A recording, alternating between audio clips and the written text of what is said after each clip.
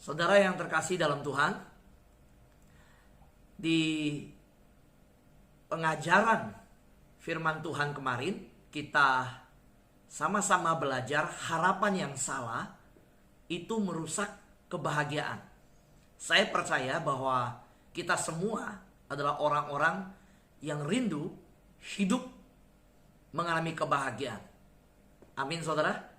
Tidak ada satupun yang ingin ditinggalkan dalam keadaan tidak bahagia. Semua ingin mengalami kebahagiaan. Tetapi ingat, kita harus mengkoreksi diri kita ketika kita mau meraih kebahagiaan.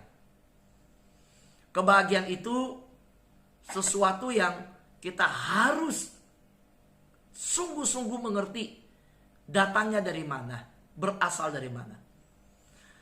Satu-satunya sumber kebahagiaan adalah Tuhan. Amin.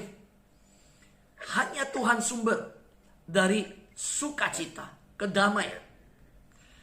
Nah, sebelumnya kita sudah belajar harapan yang salah merusak kebahagiaan. Yang pertama, yaitu kasih Allah kepada kita harus seperti yang kita inginkan.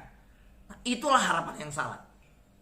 Saya ulangi, harapan yang salah apa? Yaitu sebuah harapan bahwa kasih Allah kepada kita harus seperti yang kita inginkan. Saudara, kalau kita memaksakan konsep seperti ini, maka lambat laun kita akan merusak kebahagiaan kita. Nah, hari ini yang kedua, yaitu kita tidak akan dianiaya karena iman. Nah, ini sebuah harapan yang salah. Dan ini akan merusak kebahagiaan kita. Jangan sampai hidup saudara yang bahagia dirusak oleh pengertian dan prinsip yang salah ini. Saya ulangi, apakah pengertian yang salah? Yaitu pengertian sebuah anggapan bahwa kita tidak akan dianiaya karena iman. Yuk kita baca Yohanes pasal 15 ayat 18. Saya bacakan untuk kita. Jikalau dunia membenci kamu, ingatlah bahwa ia telah lebih dahulu membenci aku daripada kamu. Sekiranya kamu dari dunia, tentulah dunia mengasihi kamu sebagai miliknya. Saudara yang terkasih dalam Tuhan, saya bertemu dengan seorang CEO muda yang mengurus, memegang dan mengendalikan 60 restoran lebih di seluruh Indonesia. Dia berkata bahwa dia baru mengalami beberapa hari lalu sebuah keputusan yang menguji integritasnya, karakternya. Ada sebuah peluang yang sangat menjanjikan. Sebuah kesempatan yang sangat berharga. Kalau dia putuskan, ambil dengan cara yang ditawarkan. Wah, itu peluang yang besar sekali. Tetapi cara yang ditawarkan itu menggerogoti akan karakternya, integritasnya. Oh, dia punya harapan sukses. Dia punya harapan berhasil. Tapi dia berkata, saya tidak mau berhasil dengan tawaran dan cara seperti ini. Karena ketika masuk tahun ini, Tuhan menaruhkan di hatinya bahwa dia harus hidup sungguh-sungguh berintegritas dengan karakter ilahi menjalani tahun ini. Wah, tawaran yang di depan sangat besar untungnya. Sebuah keuntungan yang sangat manis. Tetapi waktu meeting dengan partnernya, dengan yang punya saham, sama-sama juga punya saham, partnernya yang tidak kenal Tuhan berkata, kita ambil. Dia berkata, saya di dalam doa saya kepada Tuhan saya tahun ini mau sungguh-sungguh belajar berintegritas dan taat. Saudara tahu apa yang terjadi? Dia bilang, kita tolak ini. Saudara, bisa ditertawakan saudara. Saudara, ditertawakan tuh gak enak. Ditantang itu gak enak. Coba saudara pagi-pagi, saudara dapat WhatsApp, bangun pagi nih, udah selesai, jam 5 baca atau jam 4 baca berita dari teman. Temen kita itu bilang dia tertawa loh sama kamu loh. Dia tunggu nih hasil kerja kamu nih. Kemarin kamu katanya bisa.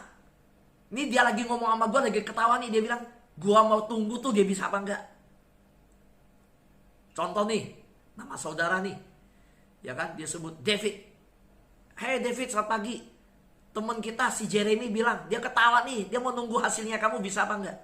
Wah, itu tertantang saudara. Saya tahu deh, pasti ada perasaan, gue akan buktiin. Nah saudara, ketika Yesus berkata, jikalau dunia membenci kamu, ingatlah. Soalnya jangan pikir kebencian dunia itu dalam bentuk hanya benci aja. Enggak. Ketika direcehkan, diremehkan, ditertawakan, ditantang saudara, sedemikian. Soal kita ditekan saudara, ada perasaan tertekan. Disitulah Tuhan ingatkan. Ingat, aku sudah mengalaminya. Yesus sudah mengalami diremehkan. Yesus sudah pernah ditantang soal mujizat. Yesus ditantang, katanya kamu bisa. Ayo. Yesus pernah diuji ketika bicara tentang pajak. Membayar pajak boleh nggak kepada pemerintah? Yesus pernah ditantang ketika menangkap seorang wanita berzina. Ayo, menurut kamu hukum Taurat gimana? Orang ini diapain? Yesus pernah diuji. Hukum Taurat mana yang terbesar? Saudara, semua Yesus alami. Maka Yesus berkata, jikalau dunia membenci kamu. Saudara yang terkasih dalam Tuhan, dunia yang kita hidup sekarang ini, yang benar disalahkan, yang salah dibenarkan. Itu terjadi. Betul saudara? Ya. Dan kadang hidup kita yang mengalami seperti ini, sudah banyak contoh saudara. Pengalaman seperti di berita pun ada contoh begini. Yang benar disalahkan, yang salah dibenarkan. Itu namanya apa? Saya singkat deh. Ini istilah namanya hoax. Hoax. Betul saudara? Ya. Kadang kita sampai bingung mana berita yang benar, mana yang salah saudara. Nah saudara, dalam hidup kita di dunia ini, Yesus ingatkan saudara. Yesus yang berlaku benar disalahkan saudara. Orang yang salah dibenarkan. Oh Pak Fu, contohnya mana? Saudara, waktu Yesus diperhadapkan dengan penjahat saudara. Bayangin, penjahat, perampok dibebaskan saudara. Yesus yang benar justru dipersalahkan. Jadi jangan heran saudara. Kalau ikut Tuhan, kita mengalami yang namanya penganiayaan. Maka ketika dengar kata aniaya, saudara jangan kaget. Saya katakan ketika engkau tertantang imannya, ditertawakan, diremehkan, saudara, itu sebuah bentuk-bentuk penganiayaan. Dan kenapa saya sampaikan firman Tuhan ini? Karena saya tahu bahwa pasti anak Tuhan mengalami hal yang seperti ini. Ketika saudara ajak orang melayani, saudara ajak orang berdoa, saudara ajak orang dengar firman Tuhan. Bahkan ketika saudara men-sharingkan, membagikan firman Tuhan lewat media sosial, orang bisa tegur. Bahkan di anak Tuhan, tolong ya, jangan bagikan sharing begini lagi. Saya sudah ada. Atau saudara di blok, saudara nggak diterima. Saudara kiriman saudara di blok. Saudara kok yang harus mengerti bahwa ketika Yesus memakai kata dunia, dalam bahasa Yunani itu kosmos ya, sebanyak 6 kali saudara. Dalam pasal yang kita baca tadi saudara, itu ada 6 kali saudara. Kata dunia itu menunjuk kepada mereka yang membenci dan menolak Yesus. Jadi waktu saya bicara dunia, saudara harus mengerti waktu Yesus menyampaikan dunia membenci kamu, yaitu dunia ini adalah maksudnya orang-orang yang membenci Yesus, yang menolak Yesus. Karena itu saudara pengikut Yesus, saudara mengalami penolakan juga. Nah, terhadap penolakan yang sedemikian, Yesus berkata, jangan heran, jangan bingung. Saudara, jangan menghadapi kebencian dunia, penderitaan, aniaya yang ditimbulkan oleh orang yang membenci Yesus, yang membenci kekristenan dengan cara-cara dunia. Ingat, Yesus sudah mengingatkan. Maka saat ini saya mengingatkan kita, jangan menghadapi kebencian dengan prinsip dunia. Jangan menghadapi penganiayaan yang saudara alami dengan cara dunia. Kebencian tidak dapat dikalahkan dengan kebencian. Karena itu Yesus membawa sebuah prinsip dari sorga. Saudara, kalau dunia dibenci, membalas kebencian, itu memang seperti itu yang ditampilkan. Saya kasih tahu, ada 3 level dalam kehidupan ini. Yang pertama, membalas kejahatan dengan kejahatan. Itu apa sebutannya? Itu manusiawi. Itu manusiawi. Membalas kejahatan dengan kejahatan. Waduh, waktu tetangga rese, atau waktu kita mengalami di jalan, waktu kita mengalami sebuah pergaulan, kita lihat di dalam kehidupan dunia, dibenci. Orang berkata, kamu gak tahu saya siapa.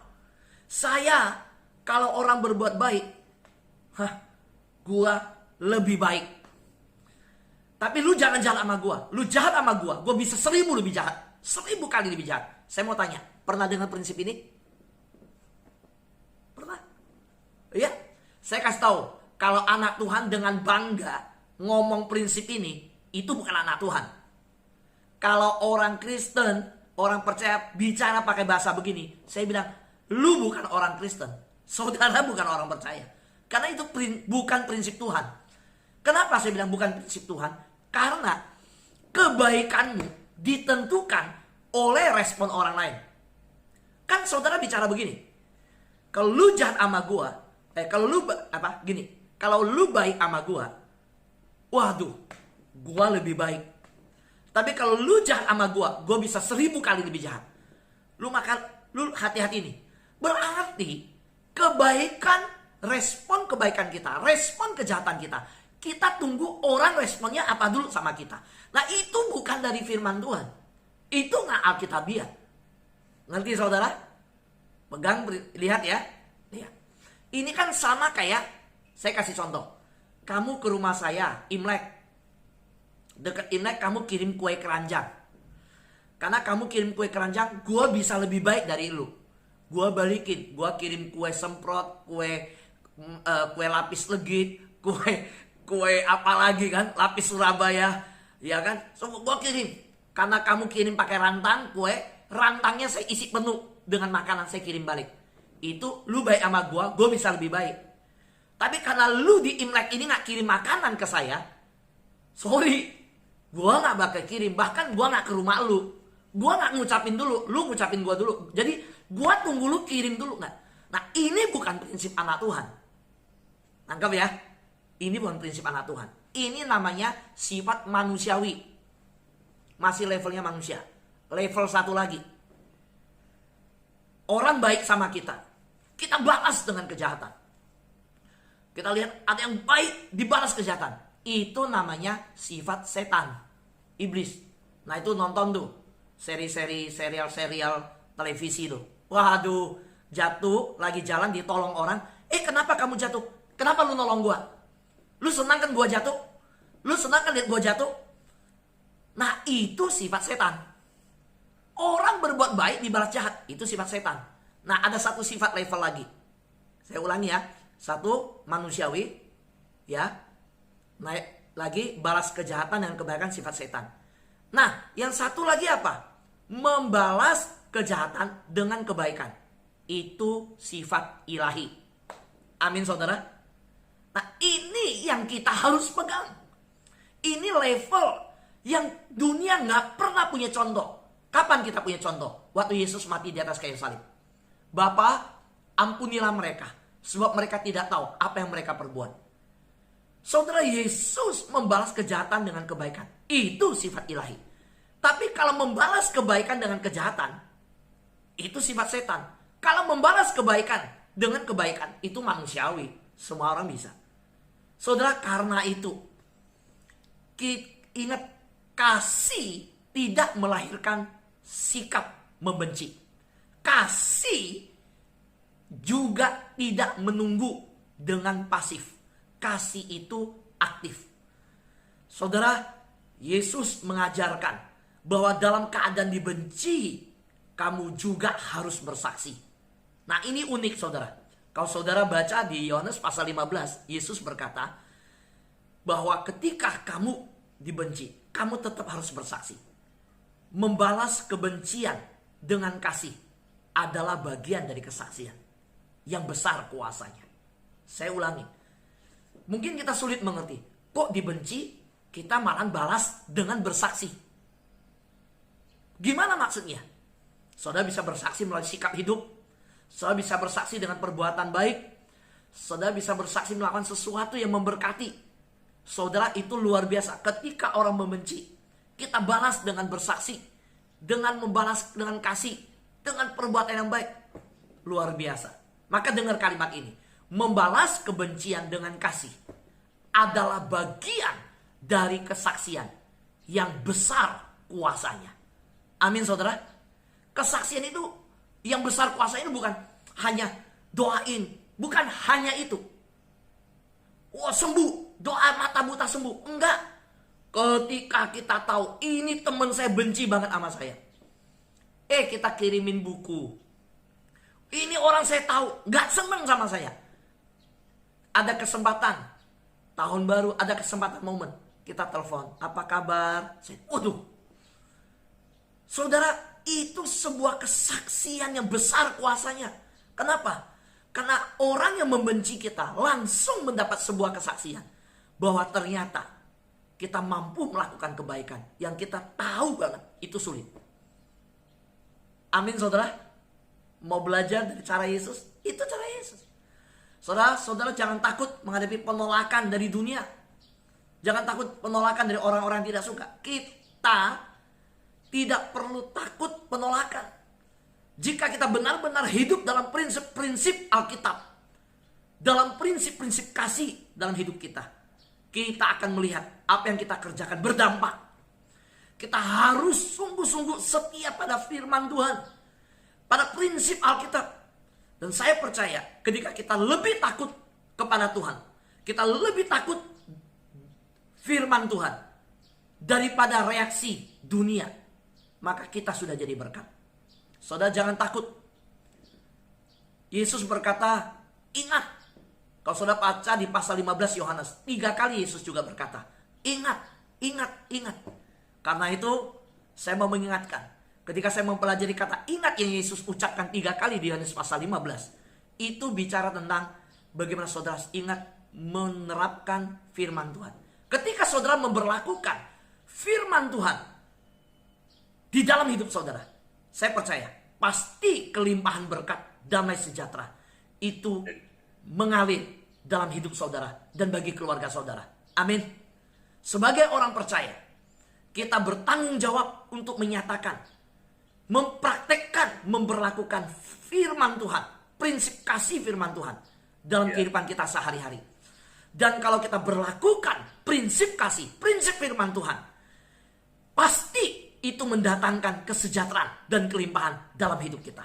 Jadi pengajaran saya di hari ini adalah bukan saudara takut terhadap ditertawakan, dibenci, dianiaya. Silakan itu terjadi. Tapi kita siap menghadapi itu semua dengan mempraktekkan kasih, dengan menyatakan kasih. Ketika kita memberlakukan firman Tuhan yang memerintahkan kita mengasihi musuh, mengampuni musuh, mendoakan musuh, di saat itu kita sedang memperagakan kasih Tuhan. kita sedang mempertontonkan kuasa kasih Tuhan. Kita sedang menjalankan prinsip firman Tuhan. Dan orang yang menjalankan prinsip firman Tuhan, dia akan mengalami kelimpahan damai sejahtera dan berkat Tuhan. Jadi bukan meminta Tuhan menghilangkan aniaya, kesulitan, tetapi meminta kekuatan Tuhan di tengah kesulitan, menjalankan prinsip firman Tuhan. Itulah janji Tuhan yang berkata, aku memberikan roh penghibur kepadamu, roh penolong, sehingga ada sukacita, kelimpahan damai sejahtera, kelimpahan berkat yang mengalir dalam hidup kita di tengah tantangan yang ada. Bukan meminta diselesaikan, ditiadakan tantangan, tetapi diminta kekuatan dari Tuhan untuk menghadapi tantangan dengan kasih Tuhan. Amin. Tuhan berkati kita semua.